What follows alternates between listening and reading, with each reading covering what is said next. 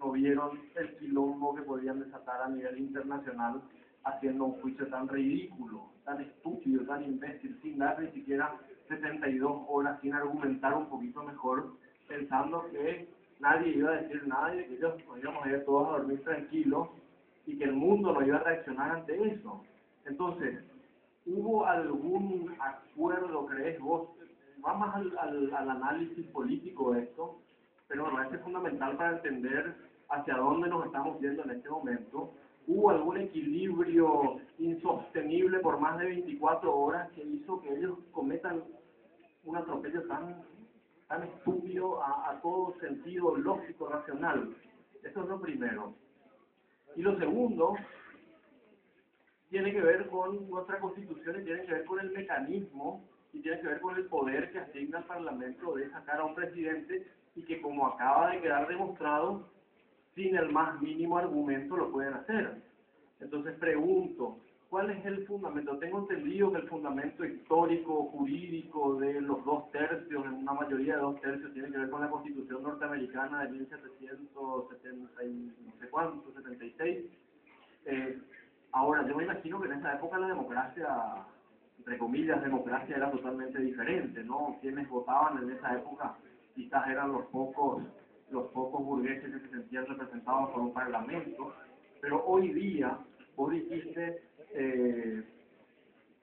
que el único que puede destituir a un mandatario es el soberano, que es el pueblo.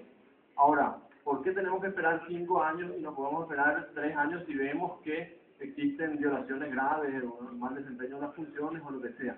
Porque me parece que estamos expuestos a un desequilibrio entre los poderes, que es un absolutismo que se centra en el Parlamento, y eso hace que no exista el equilibrio de poderes, que es la base de una república, ¿no?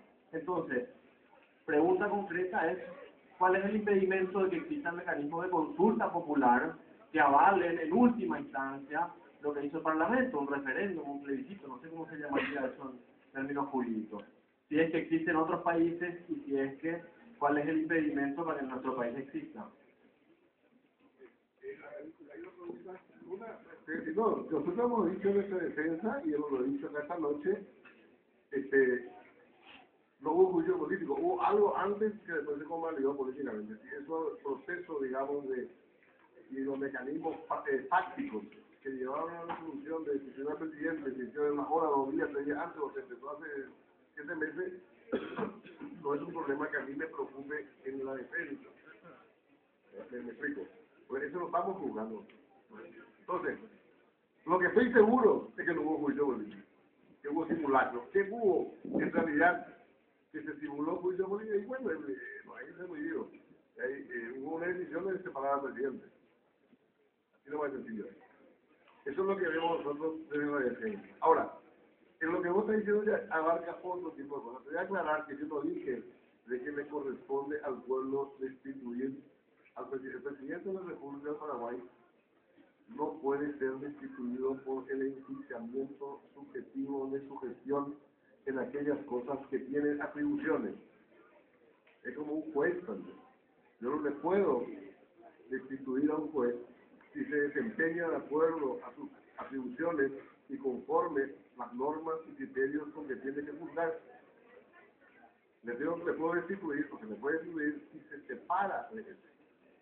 Bueno, en el caso de la presidencia de la República, no existe en el Paraguay el Instituto de la Revocatoria de Mandato ni el Instituto del Cese de la Confianza, que es el que se utiliza los regímenes parlamentarios. Lo que yo dije es que el juzgamiento político tiene el soberano cuando llegan las elecciones, si lo reelige o no, cuando hay una elección, en algunos casos puede haber elección o no, evidentemente no todo elegible, o digamos, secundando a su partido o a su política.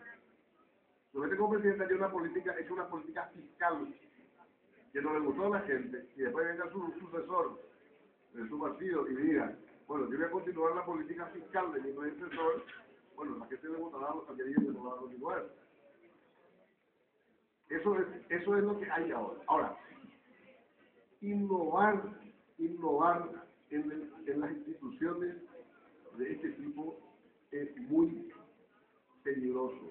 Hay que ser muy prudente. ¿Por qué? Porque las innovaciones hechas de una manera que no comprenda la globalidad y la complejidad de las cosas, puede crear desequilibrios que en realidad obtienen lo contrario. Ejemplo de eso es lo que nos pasó en la Constituyente del 92 con el famoso voto directo.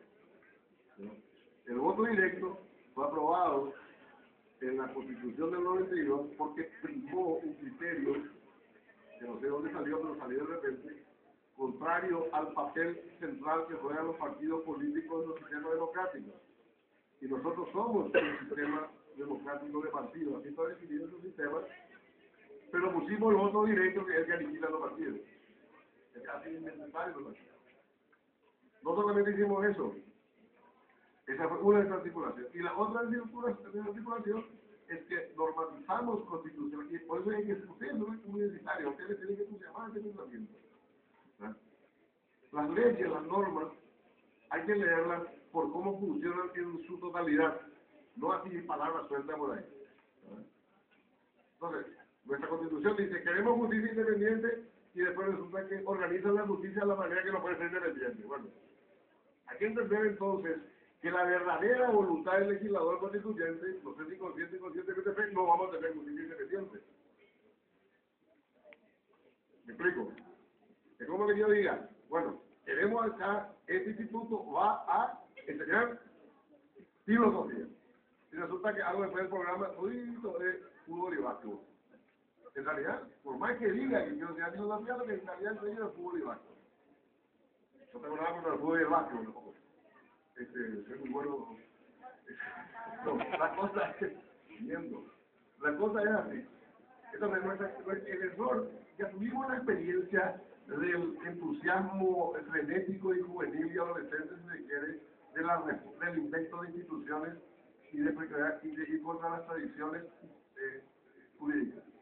Entonces, ¿cómo terminamos de matarla cómo terminamos de matarla en la Constituyente? ¿Por qué tenemos partidos tan malos? Porque no sé si ustedes se toman el trabajo, hacer una lectura crítica. En el partido en Paraguay, por ley constitucional, no hay partidos políticos.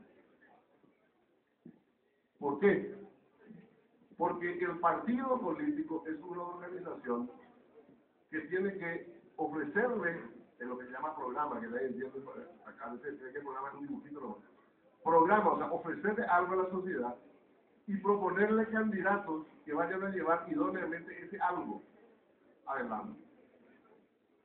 Y eso, por eso los partidos en los sistemas democráticos resuelven en congresos o en convenciones, las dos cosas, su programa y su candidato para el programa. Filtrado por un criterio de idoneidad que tiene que tener el partido.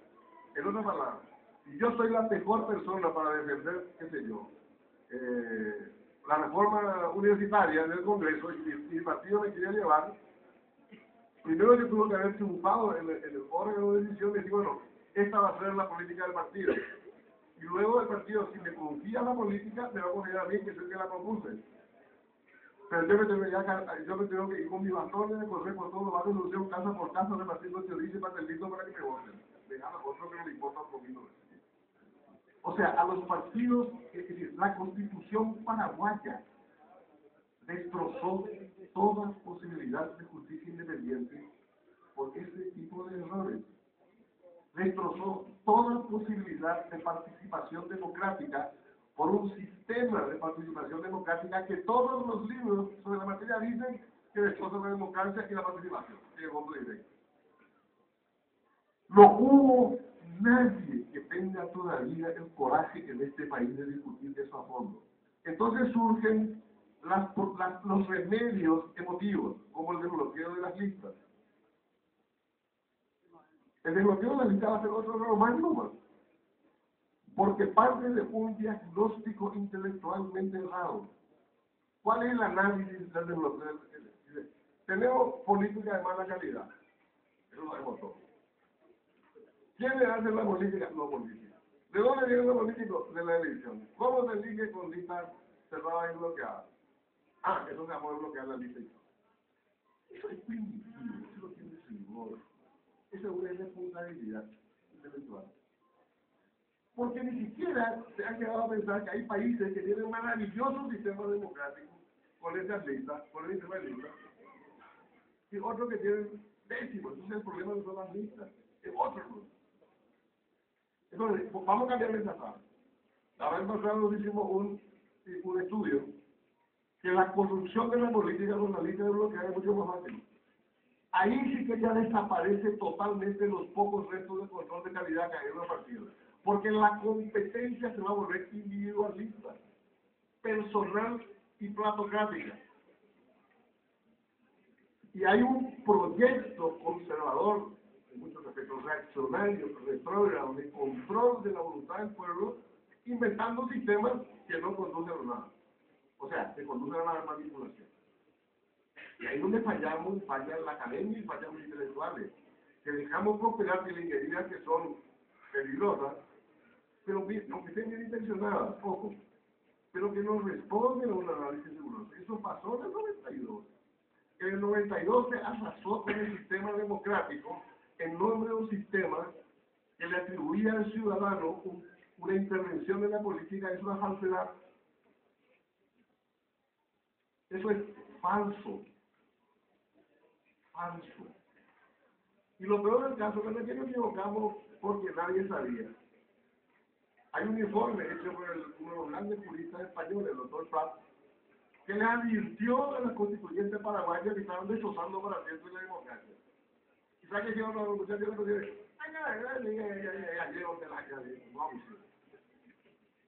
Así se resolvió.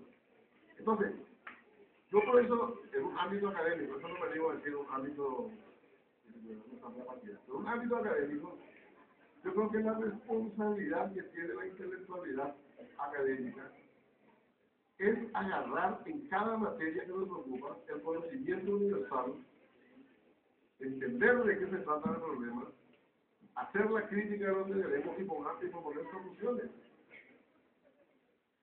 Y yo, ya que ustedes tocaron el tema, ese era el tema, yo advierto, y si sigue este asunto del desbloqueo de las listas como está propuesto, el Paraguay, los cargos políticos electorales van a quedar en manos de la mafia, de los narcotraficantes, y no va a haber ningún mecanismo disponible de filtro de calidad. Para eso lo hay que hacer, bueno, vamos a revisar qué es lo que hicimos mal para que los partidos no funcionen. Y nos echemos la culpa, así tipo maestra de campaña que le echa la culpa al primero que le dio nomás. No, o al último que le dio, que es el pobre político que ya llega ahí, o el político miserable que ya llega ahí.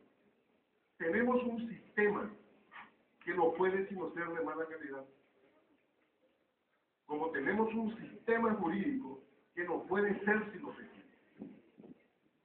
Ese coraje intelectual que tenemos que ganar, de no levantarnos con esa actitud complaciente de que los problemas son superficiales. Bueno, ese no es el tema. Pero entonces, la reforma que vos estás ocupándote es algo de una enorme complejidad, de una enorme seriedad, ¿verdad? Y que tiene que hacerse en un proceso de nuevo pacto social, ¿verdad? De renovar pacto social. Y eso es un proceso que lleva entre 10 y 15 años como mínimo para hacerse. Si no va a pasar lo que le pasó a los bolivianos, que hicieron todo rápido su constitución y no se votó ningún artículo y al final se aprobó en un cuartel. Eso es el riesgo.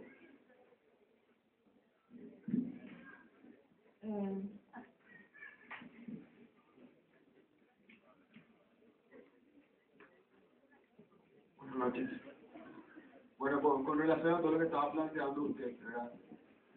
A mí me llama mucho la atención que una semana antes al golpe de Estado estábamos nosotros en las calles gritándose en la rata de muchorros, y ahora hay una cuestión de que mucha gente lo defiende a ese sector sin darse cuenta, porque la prensa plantea que si no son pluristas son franquistas, ¿verdad?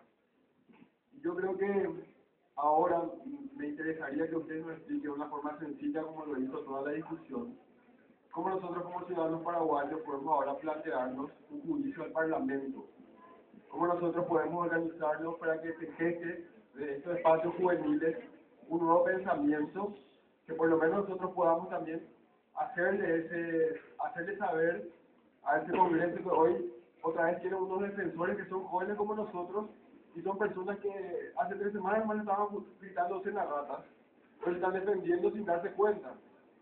Y la prensa instala significados como luristas, izquierdistas, chavistas, y se pierde el hilo de eso y ellos están gozando ahí de una tranquilidad. Entonces me gustaría que nos explique así de una forma sencilla cómo nosotros podemos hacer un proceso de gestación de un juicio al Parlamento, qué se necesita o cuáles son los puntos que se puede tocar para eso. Nada más.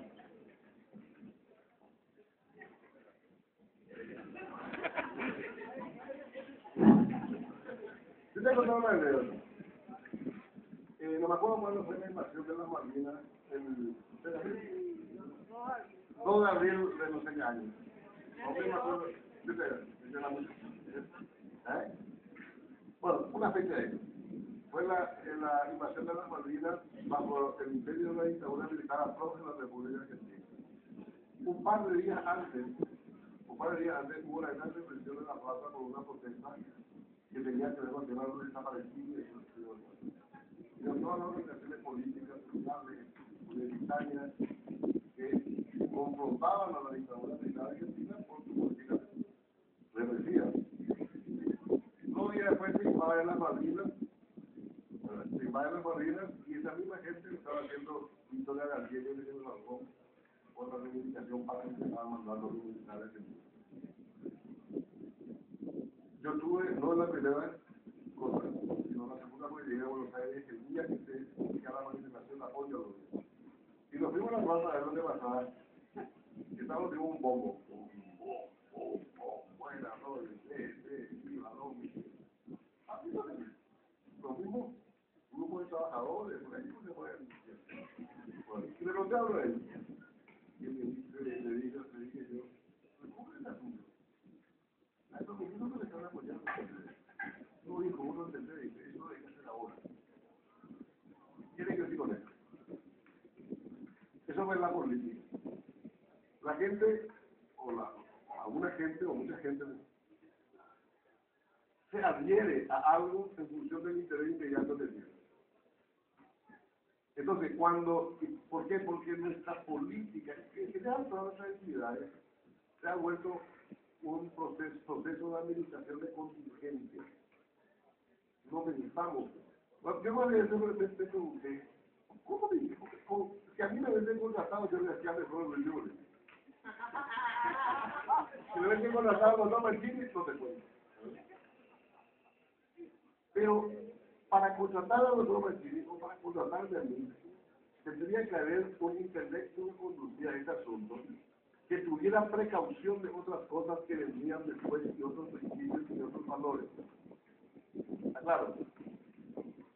Tendría que, bueno, vamos a echar la luz, pero vamos a procurar que no haya mayor daño que el necesario y vamos a, incluso cínicamente, vamos a cumplir las formas para preservar la vigencia de esos principios y para que la comunidad internacional nos señale como salvaje.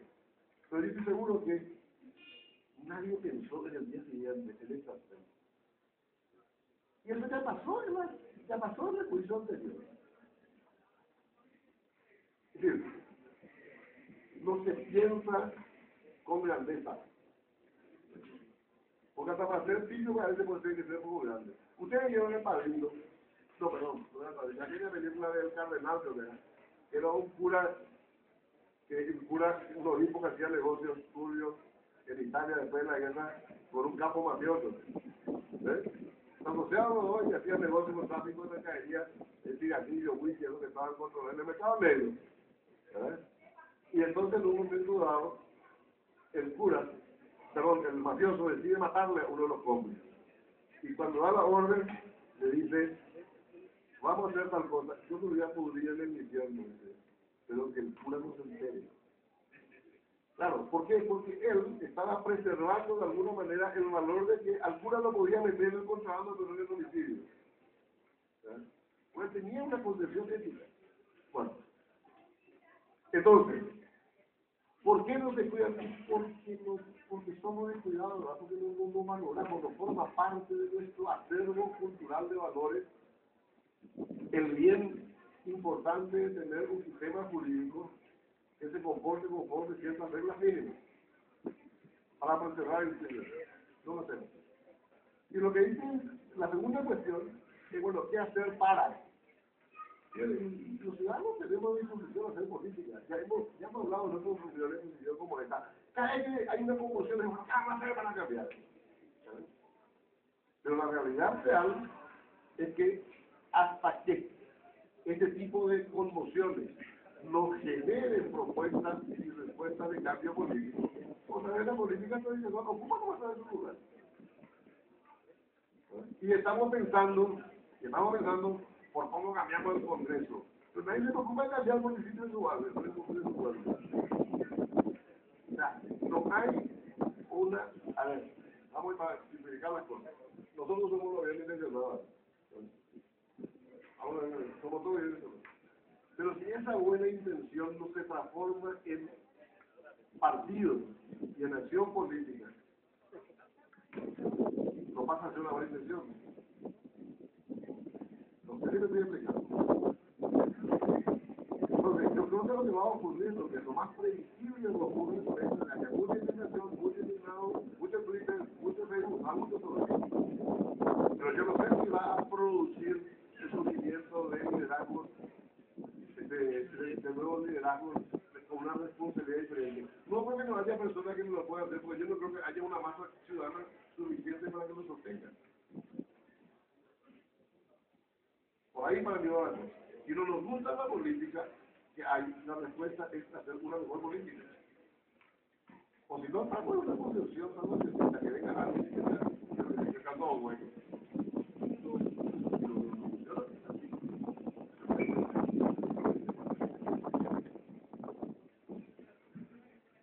Bueno, siguiente compañero. Agradecemos la presencia de Enrique García, también fue abogado defensor. Me dice que está allá atrás de nuestro pequeñito. Esperamos también que pueda participar y aclarar allá acá. Aclaramos que fueron invitados los acusadores, ¿verdad? Como otra suma, fue uno de los que ahí está. Y agradecemos también que se estén quedando todavía esta primera vez, ni siquiera en las asambleas estudiantiles tenemos esta cantidad de asistentes, agradecemos por la plaza a los estudiantes y a todas las demás personas también que están participando. Lástima que no vinieron a la feña de Suma. Nada más, quería hacerle una pregunta. Cuando Emilio Camacho, en su momento interventor del INDER, pidió que se haga mensura judicial sobre la supuesta tierra de la arena Riquelme, se le negó, pero que hacer esa mensura. Ayer, no sé si ayer o hoy nomás, el INDER declara que esas tierras son públicas del Estado. O sea que los carperos tenían razón. Una pregunta.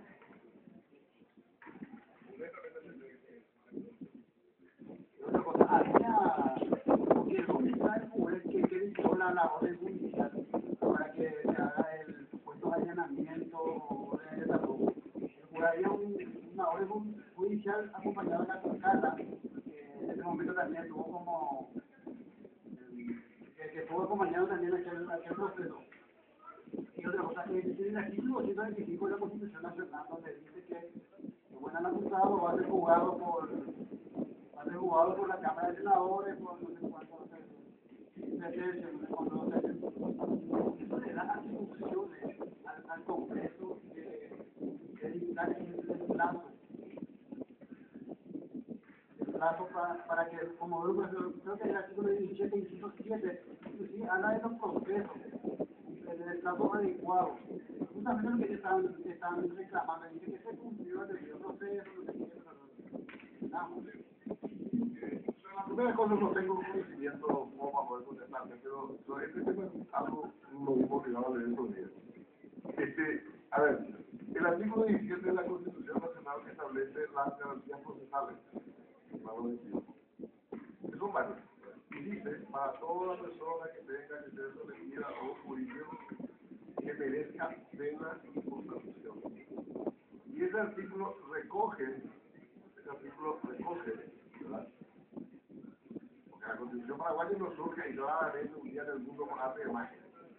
recoge lo que en esa materia es tradiciones del derecho occidental, de República Democrática y de Estado de Derecho. Establecen las pautas.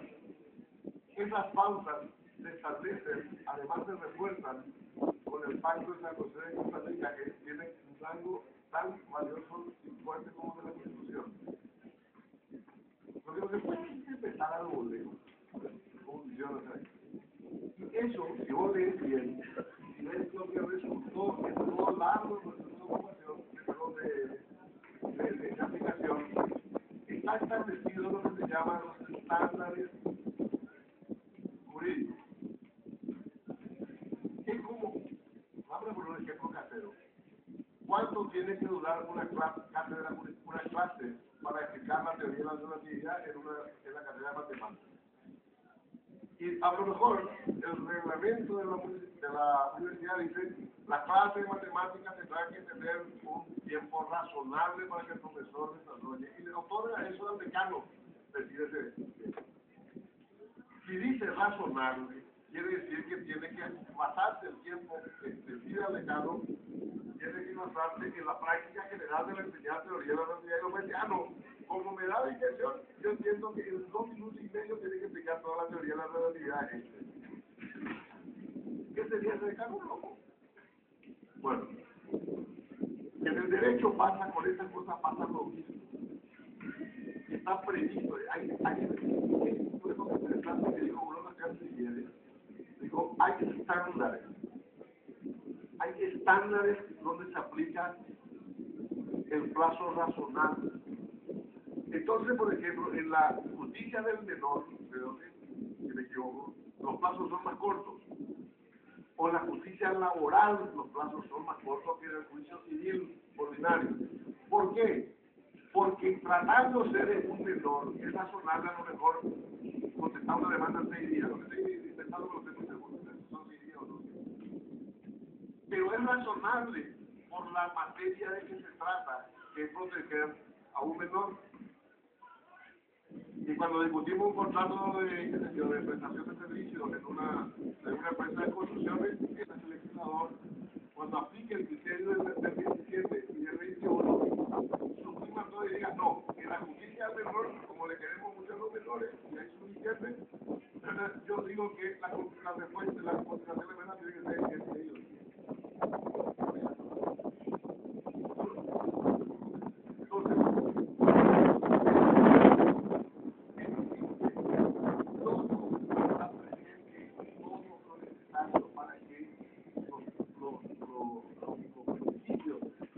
El derecho a contestar, el derecho a impugnar, el derecho a nombrar abogados, todos los derechos se pueden cumplir razonablemente.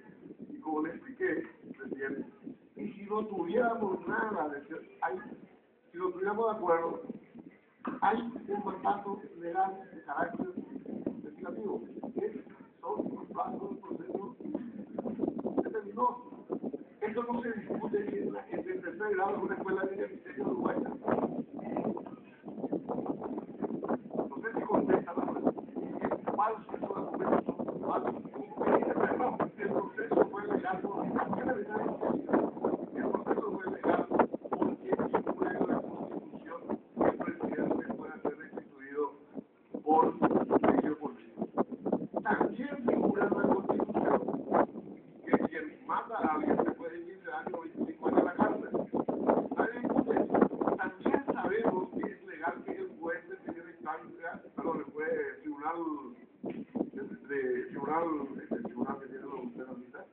Sea que le condene.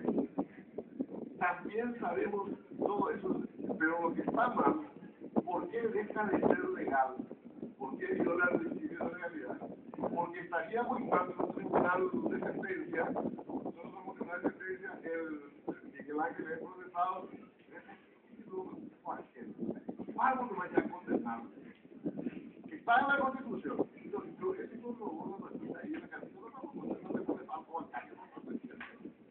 Bueno, eso pues es lo que está mal. Entonces, nadie discutió que es el Senado el que tiene que condenarle o absolverle por un juicio positivo de justicia. Nadie cuestiona que el instituto existe. Lo que se cuestiona es que el Senado ha procedido de una manera que no puede proceder. Eso es lo que se cuestiona. Y además, lo que es más profundo, que no solamente procedimientos que no ni siquiera hizo un juicio porque aplicó una penalidad que no está prevista en el juicio como causal. Que es, si reducimos al lenguaje coloquial, es una ley de todas las comunicaciones, las escritas, las dichas, las periodísticas, y en realidad no gusta. Ese es lo mejor el último argumento del último derecho. No le queremos mal como el niño. Entonces, tenemos que entender que cuando se está discutiendo esto, hay que aterrizar un poco los conceptos básicos. No se puede decir que es legal, no se puede decir que es legal que me diera preso un policía y me tiene 15 días en calabozo. Claro que el policía tiene la potestad de llevarte preso. Cuando tiene potestad de tener 15 días en calabozo y pasarte a ubicar, tiene que pasarte a las 6 horas. Porque eso es lo que pasó. Eso es lo que increíblemente se horas y horas y argumentos funcionando. Esto no lo hace, no lo son. Y por eso está condenado para vos. Luego, usted no ha leído ninguna pronunciamiento internacional de país serio que discuta la potestad del Congreso y que discuta si no es bueno o mal gobernante. Lo que dice que una salvajada para echarlo. Eso no lo dice.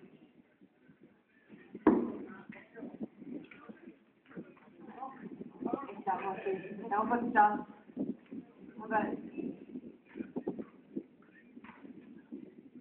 Bueno, muy buenas noches a todo el auditorio presente y acá a los notables que nos acompañan. Bueno, a mí me hubiese gustado para preguntar y generar un verdadero debate que estén aquí los de la otra parte, ¿verdad? Oscar Zuma y Enrique Vargas Peña, que fueron invitados pero que no vinieron. Pero bueno, como por lo visto tuvieron miedo, o por lo visto no pueden sostener los argumentos, porque es el juicio que yo puedo hacer en base a la ausencia de ellos hoy aquí. Voy a compartir más que nada reflexiones y quería hacer también unas cuantas preguntas a Manuel Cuenca, que es un señor que estuvo mucho tiempo en los medios de comunicación, sobre escenarios que me parecen muy peligrosos que se están instalando en nuestro país, posteriormente al circo que se armó, porque para mí no fue un juicio político, fue un atropello total, y concuerdo plenamente en ese sentido del análisis que hacía el señor Adolfo Ferreiro. Porque estaba mirando el Twitter, que es el medio de comunicación que tenemos muchos ahora para informarnos, ya que los medios que nos deberían de informar no nos informan. Que ahora hace minutos nomás apareció un nuevo video del 2004, no sé qué, donde aparece supuestamente Sixto Pereira y Paco Valedesma con los secuestradores del caso Cecilia Cuba, y justo luego era hoy mañana el día que se le va a condenar a los del caso Cecilia Cuba. Y los medios BRIL lanzan eso y los periodistas informan que este video fue presentado oficialmente por el gobierno de facto, el nuevo gobierno del señor Florentino Franco. Entonces a mí como ciudadana sinceramente me preocupa, porque yo veo y siento que se está empezando a instalar un escenario de persecución ideológica. Un escenario de persecución ideológica en un país donde pudimos ser testigos todos nosotros, un país donde no se respetan las debidas garantías constitucionales que tenemos todos los ciudadanos para defendernos.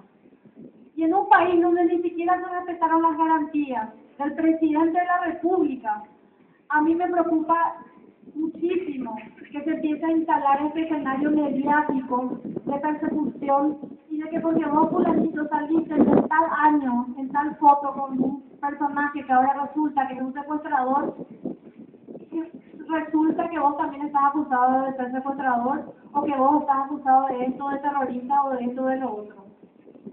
Y en ese sentido es que quería hacerle la pregunta al señor Manuel Cuenca, y bueno, también a Adolfo, porque es una persona que vivió y sufrió en carne propia la persecución en épocas de la dictadura.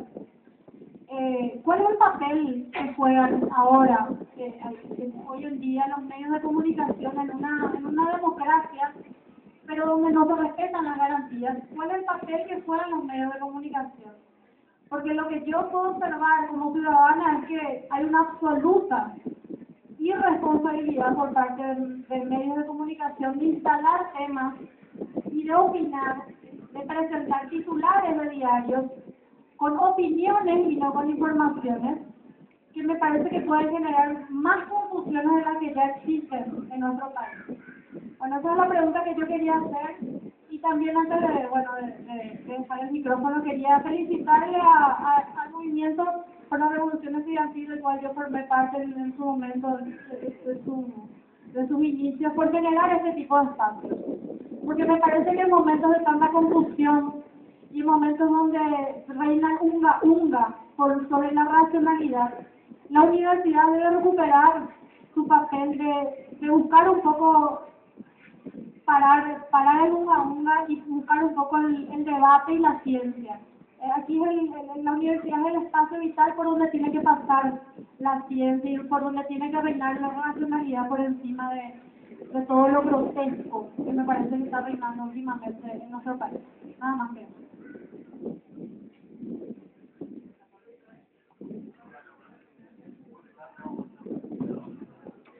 Te vamos a ahorcar ya, Adolfo, antes de tiempo. Bueno, yo sostengo que el golpe del 2 y 3 de febrero aún no llegó a los medios de comunicación. Es una manera metafórica de decir que los medios de comunicación en nuestro país están en manos de la misma gente que apoyó la dictadura y que forma parte de un conglomerado empresarial y de terratenientes que ha hecho lo que quiso en este país.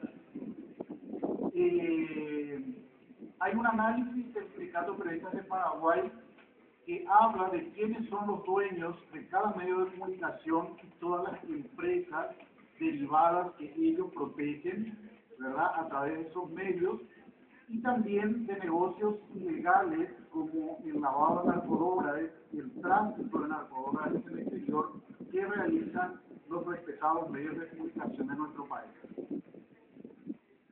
Basándonos en eso, no podemos esperar otra cosa que ellos sean partidarios de un proceso que no es precisamente democrático, sino que tengan lógicamente una tendencia hacia un sistema autoritario donde siempre exista el dominio de un pequeño grupo de familias sobre el resto de la población del país. Evidentemente estamos viendo, como dije al principio, que ellos tienen un discurso único, un discurso preparado que yo creo que forma parte de esa planificación de la cual se habló, ¿verdad? Y que ellos van a seguir sosteniendo que hay todo un plan donde van a ir tratando ciertas cosas, como ahora que yo también me entero que hay un video de una reunión del primer anillo de grupo con los secuestradores de Cuba que ahora se están mostrando en Canal 9. Yo creo que todos esos elementos van a ser el mismo estilo de videos de la reunión de Maduro con los militares, que es simplemente un montaje de la entrada de cierta gente y no mostrar que hubo una entrada de muchas personas en ese día, ¿verdad?, que era previo a la votación en el juicio político. Es decir, que se están recurriendo a burdas mentiras, a montajes, ¿verdad?, para tratar de mostrar una realidad que no es tal y para iniciar toda una persecución ideológica. Yo recibo, por ejemplo, un tweet que me dice: ¿a vos te gusta la ideología, man, y te agrada la ideología del PP también? ¿Verdad? Y yo le pongo que te agrade una ideología, no es un delito de acuerdo que establece la ley paraguaya. O sea, ahora te vas a establecer como delito que a vos te agrade tal o cual ideología. O se pone, sos puto, zurdo y salí del closet. Yo le contesté, soy puto y zurdo y siempre estuve fuera del closet. Pero son ese tipo de cosas.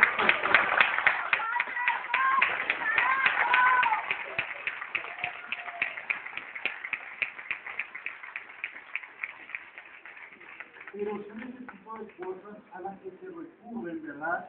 Desde cosas muy graves como el querer decir que vos sos partidario de la CLPP y por eso mereces estar en ser fusilado, ¿verdad? Hasta ese tipo de cosas ridículas donde se piensa que con eso se va a descalificar a la persona, ¿verdad? Eso es un poco lo que tengo que decir ahora el pasador porque es más ilustrado en el tema. Bueno, brevemente nomás. ¿Sabes? Yo creo que en una sociedad se puede desarrollar muchas alternativas de convivencia, desde formas muy federables hasta formas muy autoritarias. Pero lo que no puede dejar de tener una sociedad es un establecimiento claro de las reglas del juego, de las reglas de relación. Y para eso están las instituciones. Si nosotros lo que tenemos es una debilidad institucional, digamos, donde vamos a ser autocríticos, cuando le hacen a nuestro contrario lo que nos gusta que nos hagamos, nosotros nos dejamos también, ¿sabes? Yo digo, vean, y no funciona. O sea, por lo menos si queremos tener una sociedad que administre sus conflictos dentro del Estado de Derecho y dentro de un régimen institucional donde el Estado medie entre los intereses aparentemente conciliados de la gente, con los grupos, de los intereses. Entonces, y ahí es donde hay un problema. ¿Qué estamos atacando? ¿La causa o el efecto? A mí no me preocupa que haya mala prensa.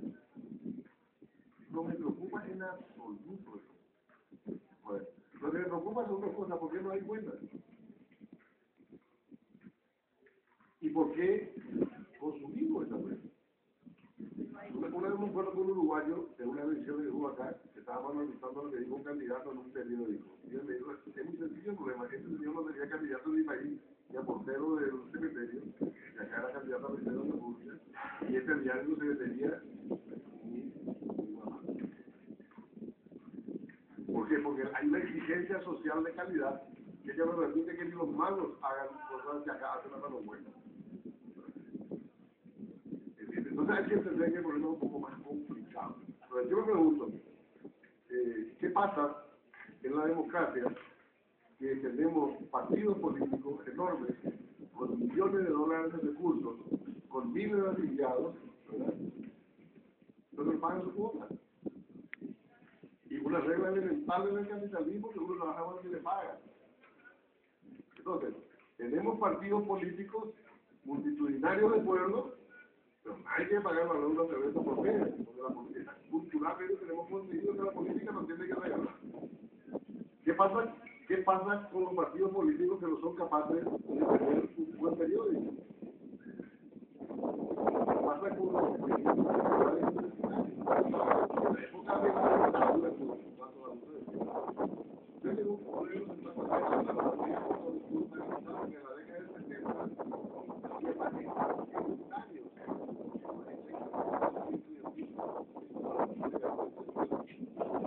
Había 4 o 5 buenas publicaciones culturales. Cada partido, hasta el más yarete, todo tenía 2 o 3 centros de capacitación y de formación de cuadros. Cada partido tenía 2 o 3 periódicos. Cada partido hacía congresos. Eso es la clandestinidad y el entonces, no es tan sencillo.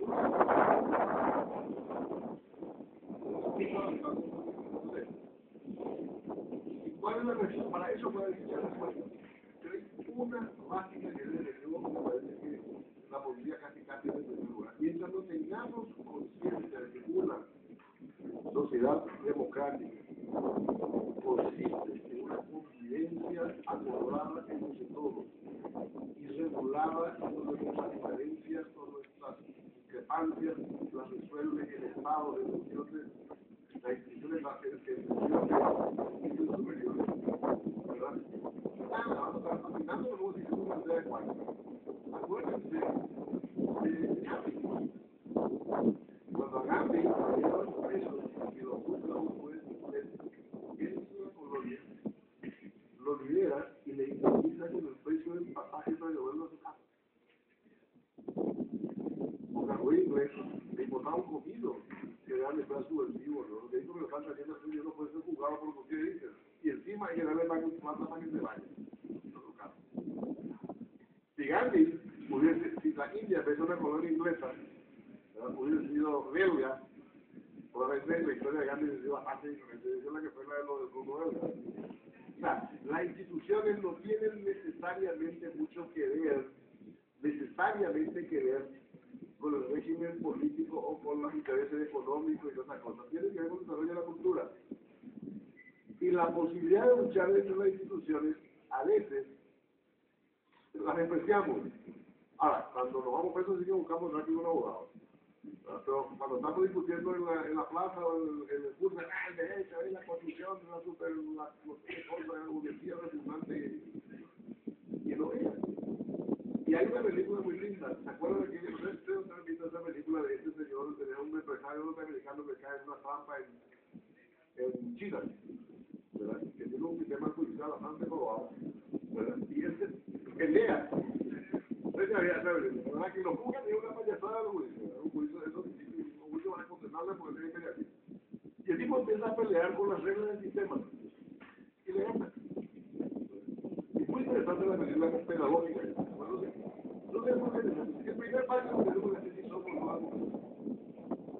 Y la democracia es un pretexto, no, entonces.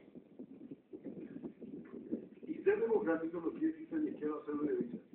Es decir, simplemente optar por un modelo político en el cual se puede realizar los proyectos de la izquierda o los proyectos de la derecha según unas reglas de juego que pacifiquen la política y que reconozcan a las personas en su derecho básico.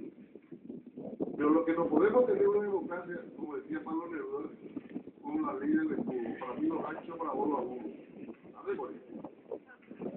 Por eso cuando aquí me dice un dirigente laboral, un dirigente popular, dice, no, nosotros podemos hacer tal cosa porque somos pobres, porque somos los técnicos, y no tenemos leyes. Me parece tan desafinado cuando lo dice un mágico. Eso, ahora, si lo queremos eso, no tenemos que llevar a un tipo de Estado.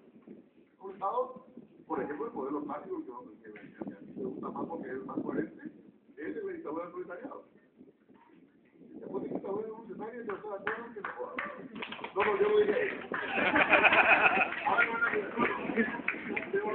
pero lo que hay que dejar de ver, se hace por remedio. Hay que ser coherente. Y nosotros no somos coherentes. Entonces, a la hora de reclamar por los palos que digamos, nos estamos viendo los palos que nosotros damos. Yo me acuerdo que eso es una medida cotidiana en la práctica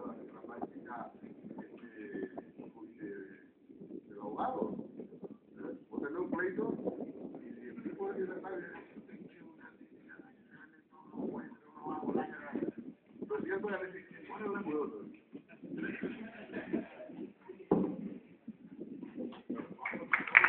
No, acá me estaban subiendo ya nuestro panelista. Yo quería recordarles que está en la lista corriendo la carpeta. ¿Dónde está? ¿Alguien tiene la carpeta? La asistencia para la no, esta es una carpeta, una firma para que el presidente vuelva. Este día va a ser recordado en las noches antes que los novios digan muy bien, muy bonito.